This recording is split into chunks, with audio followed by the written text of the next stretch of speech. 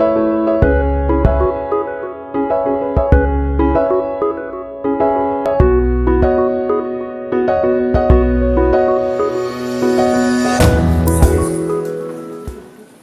on entend Earth Holding, cela résonne aussi.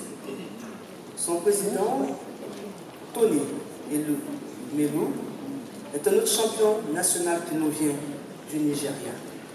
Vous avez la parole, si vous m'avez compris.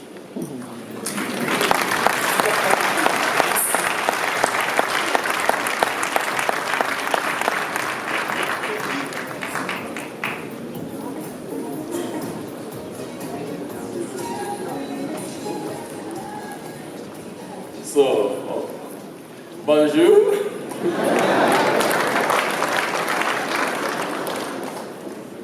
My big brother spoke and he said he wanted to speak from the heart. So he didn't prepare any speech and he did speak from the heart. So you will I'll speak from the heart but through my prepared note. I like you have a project. I got the money. Let's get together.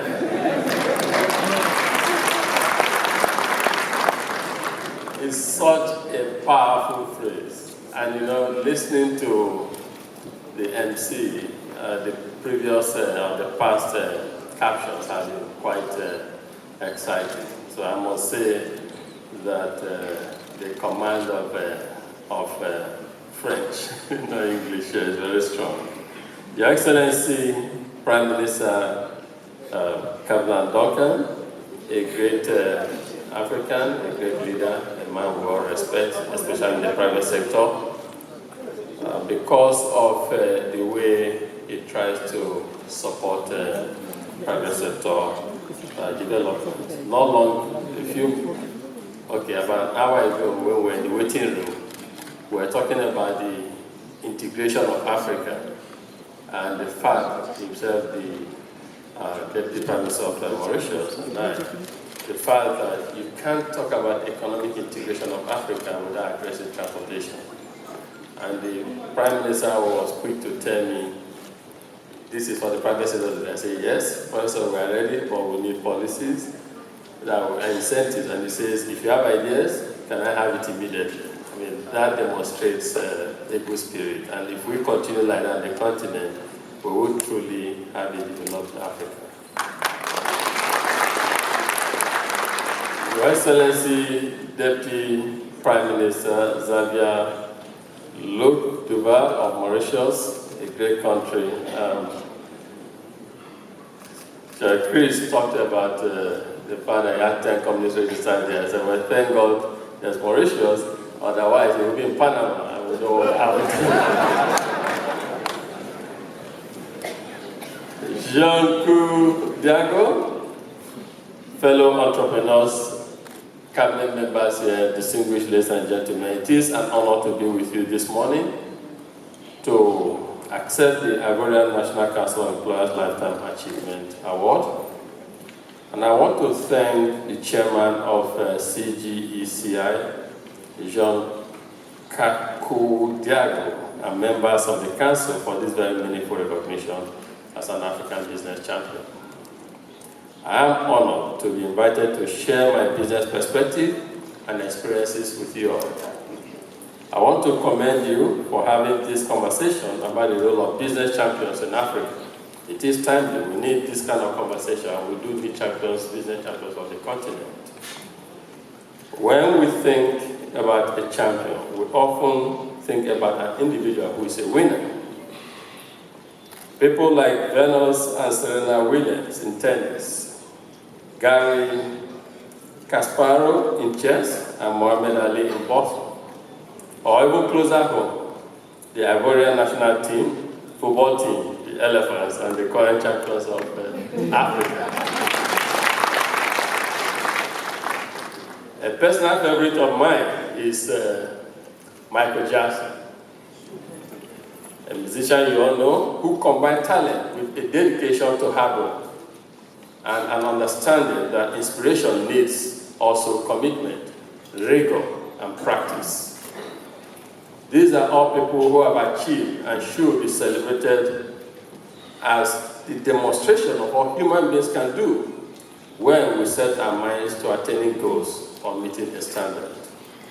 We must always continue to push the boundaries of the physical and mental endurance and agility of mankind.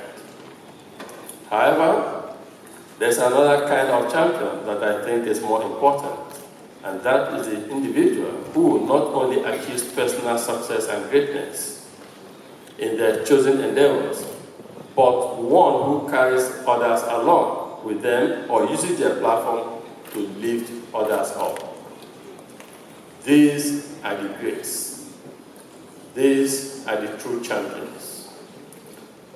One is Muhammad Ali, I mentioned before, who said he was the greatest and then worked harder than most to ensure he deserved that accolade of being the greatest. But Muhammad Ali is a champion not only because of what he accomplished in the ring, but because of what he stood for.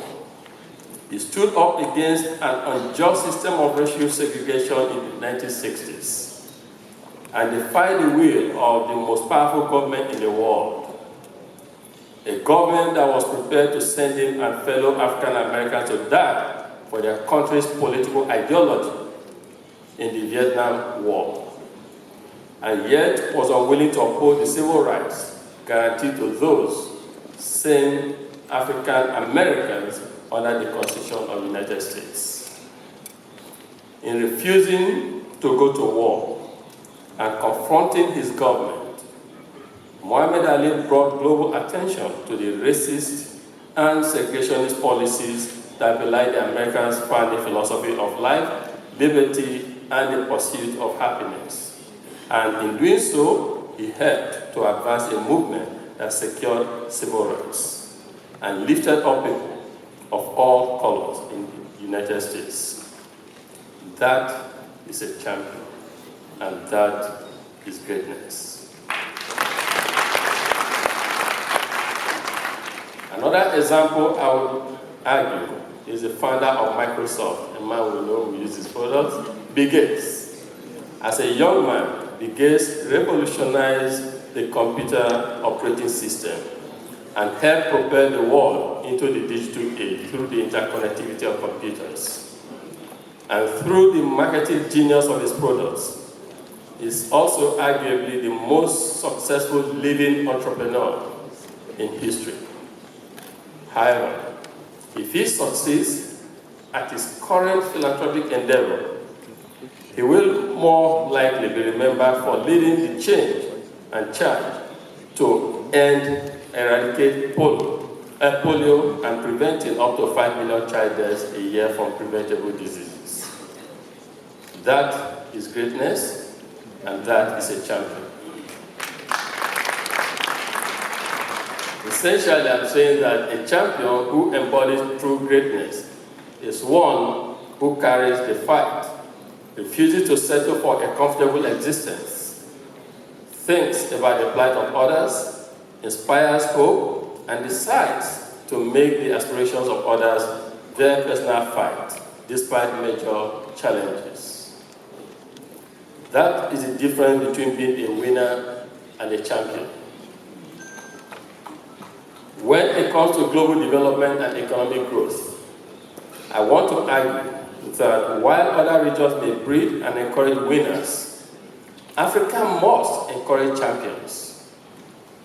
It is not an option for us in Africa because development is not an option.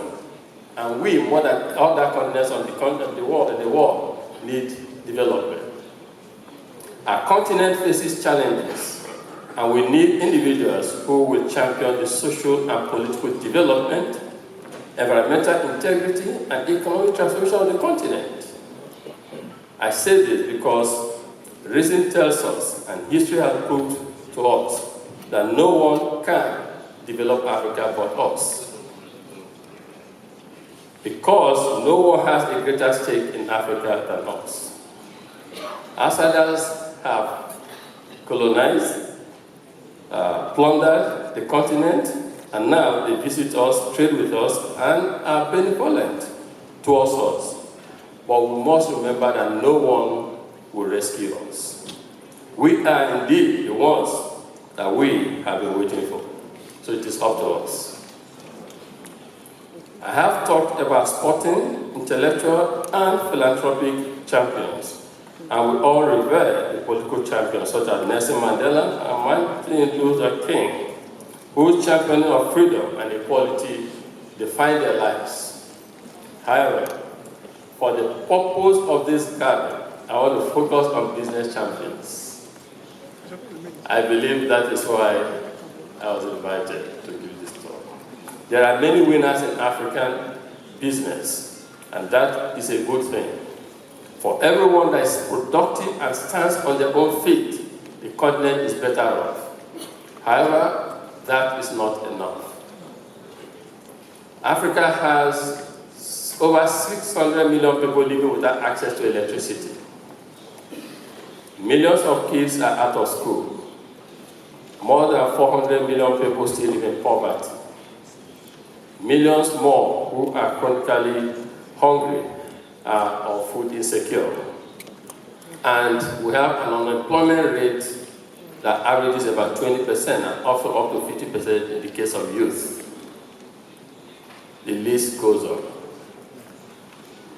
Therefore, Africa needs winners with a cause, because that is a champion, and that championship, that's what a champion is. A winner with a cause.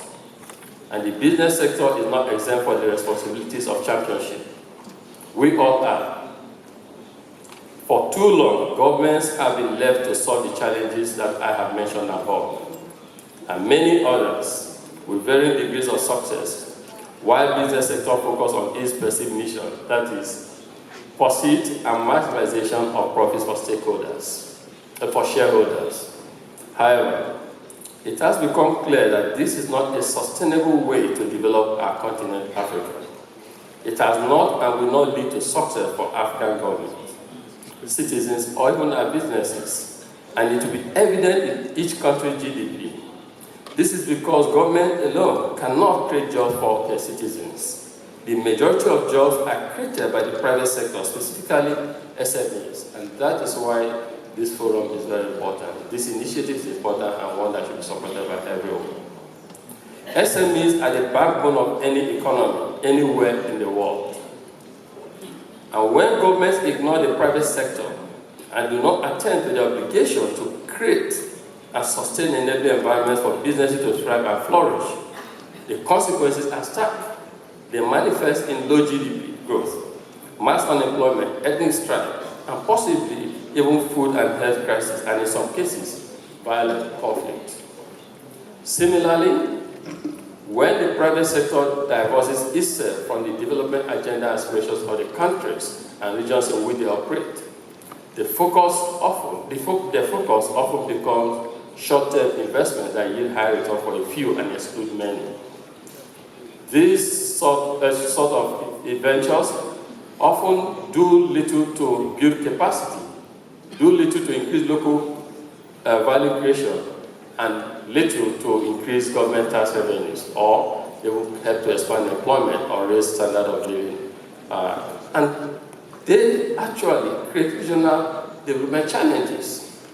The results are enclave and stagnating economies that not only reflect as failed governance, but also limit the growth of the private sector itself. So it becomes a vicious cycle. At best, this is basically a recipe for mutually assured mediocrity on the part of governments and the private sector. I am an entrepreneur, so I will address the private sector side of this quandary and offer a solution here. But first, I'd like to tell you a little bit about my business to set it in proper context so that we don't just theorize here. I think it is fair to say that, with due respect and modesty, that I'm a winner, because I have demonstrably enjoyed success in business.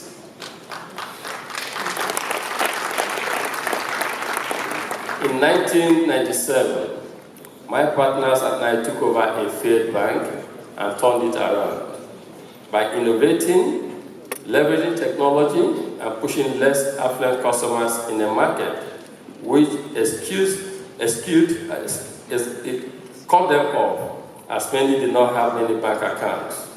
We soon outperformed most of the other banks in Nigeria at the time. Due to our growth trajectory, which was impressive at the time, the bank, Standard Trust Bank, became a leading bank in Nigeria, and in 2005, we were emboldened enough to execute a merger with one of the top 3 banks in Nigeria. Nigeria had about 100 banks then.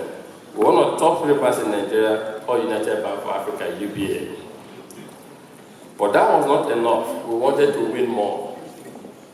We wanted UBA to become a truly Pan-African bank. So we developed and executed a strategy to establish presence in other African countries. And today, UBA employs over 12,000 young men and women in Africa and serves over 11 million customers in 19 African countries, including Cote d'Ivoire.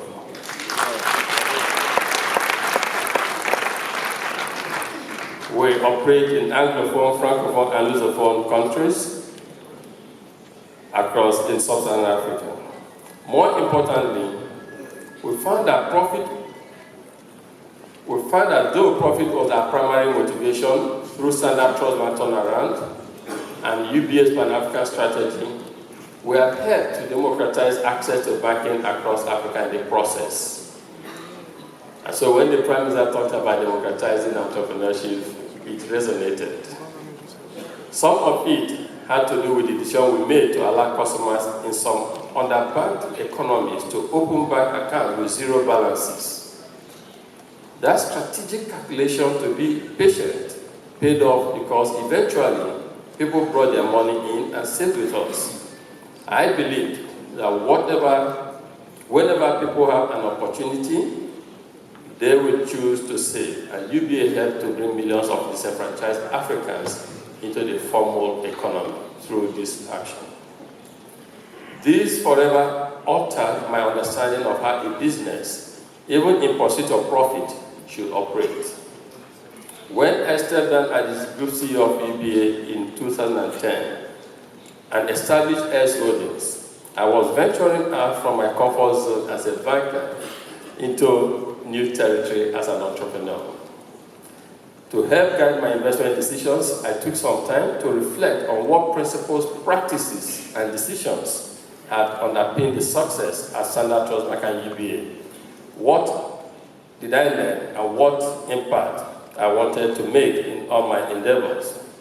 I found that I wanted to create wealth, promote development in Nigeria and across Africa, do it from the private sector, and most importantly, deliver societal benefits. And that is how the concept of Afro-capitalism was developed. Afro-capitalism addresses this problem I referred to earlier as mutually assured mediocrity of the government and private sector operating in parallel rather than in collaboration, as I believe that the private sector must acknowledge and embrace its role in Africa's development. It was interesting to listen to the Prime Minister of Mauritius talking about how they achieve what they achieved through partnership with the private sector, also demonstrated by the team that came with him to this gathering. That is how the private sector and the public sector in Africa in the 21st century should collaborate for the benefit of everyone. African-capitalism addresses this, and more importantly, or broadly put, is essentially an economic philosophy to deploy, empower, and enjoy private sector participation in the economic and social development of the African continent through long-term investments in strategic sectors that generate both economic dividends for investors and social wealth for the larger society. I knew that if I did this, not only would my businesses succeed or become winners, but we would have a discernible impact on the fortunes and future of our continent. Today, S Holdings, as a Pan-African proprietary investment company with interest in strategic sectors of Africa's economy, including financial services, oil and gas, power, hospitality, real estate, healthcare, and agriculture, is doing precisely what I set out to do in 2010. More importantly, we are champions of African development because we are Afro-capitalists. Through Afro-capitalism, I am seeking to evangelize that what works for successful business investments and inspire others, other entrepreneurs like yourselves, our young ones, to also make the promotion of national and regional development a strategic priority for your businesses. What differentiates Afro-capitalists from the champions I mentioned earlier, such as Muhammad Ali and Bill Gates, who became winners and then championed the cause, is that the pursuit of the cause of development occurs simultaneously with the pursuit of profit, and the economic and societal dividends, they occur simultaneously. You don't do one and wait for the other. That is doing well while doing good, and not necessarily doing good because you're doing well. The other objective I want to achieve with Afro-capitalism is not only to be a business champion, that is, to be a winner with a cause, but it's also important for me to be a champion of business and a champion of businesses.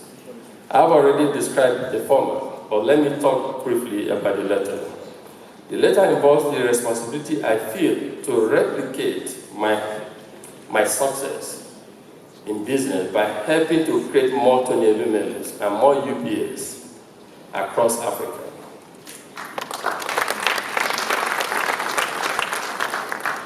To achieve this, in 2014, the Tony Elumelu Foundation launched the Tony Elumelu Entrepreneurship Program to identify, train, mentor, and seed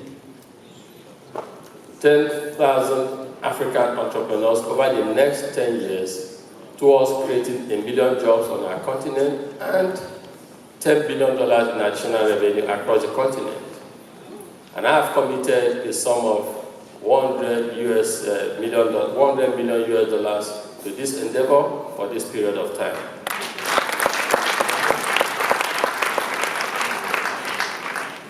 So when the Prime Minister spoke about democratization of entrepreneurship, I wrote it down. I said, this is very interesting, and we are not only apostles, we do something in that direction, and that truly is the way to go. The purpose of the program is the economic transformation of the continent. And especially in the 21st century again, we think that the way we practice charity and giving should be different.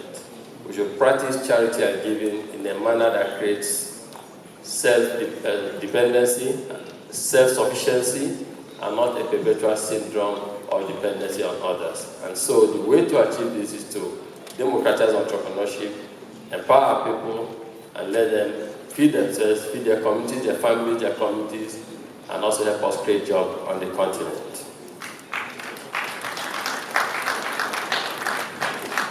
By institutionalizing and democratizing law, I believe that any African entrepreneur, regardless of nationality, gender, faith, age, or sector, who has transformative and a scalable idea and a drive to succeed, has that golden opportunity to compete to be one of the best 1,000 ideas selected every year for the next 10 years. Hence, the byline of the program is Your Idea Can Transform Africa. And I can tell you that African entrepreneurs are stepping up to the challenge. In the first year, we received 20,000 applications for 1,000 slots. And this year, we received 45,000 applications for, again, 1,000 slots. I'm delighted to say, Mr. Prime Minister, that we have 35 beneficiaries from your country, Côte d'Ivoire. But more importantly, every African country but one in North Africa, I think Libya, is represented on the program. Beyond that, the program works in synergy and leverages the commercial side of our group's operations. When I meet with high-level government officials across Africa for business reasons, I bring along their country's 28 million entrepreneurs and secure commitments from them on policy changes to improve the enabling environment for all entrepreneurs to succeed. And I must again commend the government, Your Excellency, the government, your government, for partnering. I think we've signed, or in the process of signing an MOU with the 28 million Foundation on how to further expand the entrepreneurship program to admit more, to support more of your youth and your entrepreneurs. That is a demonstration of good leadership, and that's what your people need. So congratulations to them. The result of this advocacy is reflected in the economic growth, is to drive shared prosperity, which helps economic growth. And just like UBA operates to drive and support regional economic integration through its Pan-African operations, the 28 million Foundation's entrepreneurship program is promoting regional integration by creating a Pan-African ecosystem that fosters creativity, innovation, collaboration, and trade between self-selecting entrepreneurs all across Africa. And that is another cause worth championing. In closing, I want to reiterate that I'm all for winning. And I know that everyone in this room is a winner or well on their way to being one. But I also want to remind you that winning is not enough. Not in Africa and not for Africa. Africa needs champions. And you don't need anyone's permission to be or become a champion. I have been a winner, but I must say that I much prefer to be a champion. What will your story be?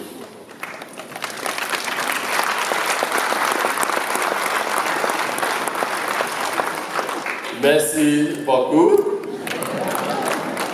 And vive la Côte d'Ivoire, vive l'Afrique.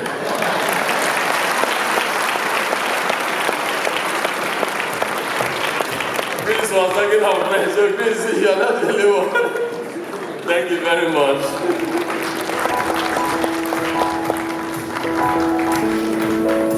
Merci beaucoup, monsieur Tony Elumelu.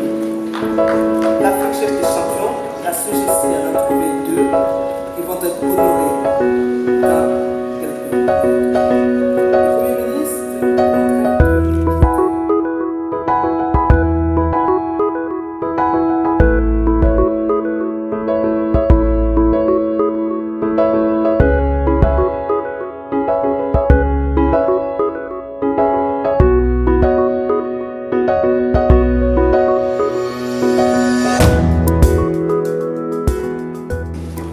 ce sera très visible dans votre bureau. Toutes mes félicitations.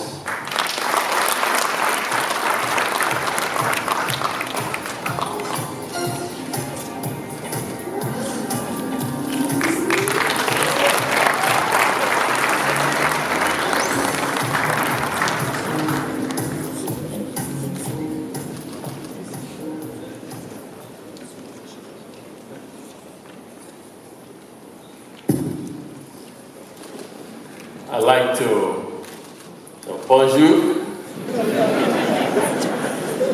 I'd like to thank the chair and the honorable minister for this award and recognition. I'd like to dedicate this to 2 categories of Africans. First, I'd like to dedicate this award to the young African men and women who toil day and night with me at all our businesses that make it possible for us to succeed. And if you're here, stand up and if you can't come to say, stand up and be recognized too.